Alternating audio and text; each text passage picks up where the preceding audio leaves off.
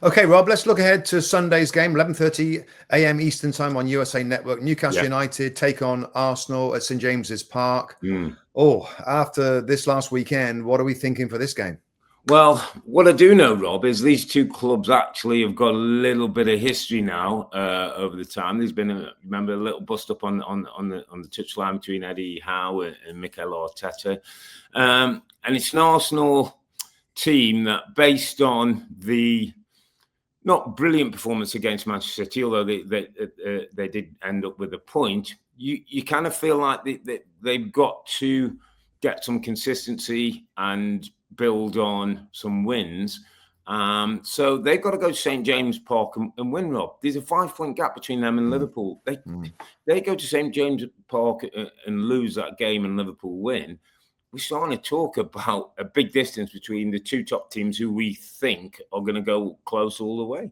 I think everyone's going to be watching for Mikel Arteta's team news, Rob. Who's he picking? I'm assuming that Bukayo Saka now, after some minutes in the last game, hopefully for them will be good to start on the right-hand side. Madueke, we understand, has got a bit of a problem, an injury. Martinelli has probably earned a place on the left-hand side. And then that midfield, Rob. What are they going to do at St. James's Park? Are they going to go with power, or are they going to go with the Bercher Eze that's got more quality? Has he learned from this Arteta? Is he going to change that? This is the sort of game you kind of need some strength in midfield, depending on how Newcastle United play. And we saw the last game of Newcastle United where they went to Bournemouth and were defensive. This is St. James's Park. This is different.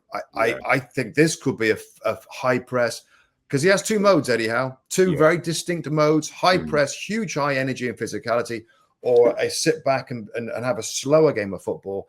Arteta's got to be ready for both, Rob, and his team selection is going to be fascinating and really, really important.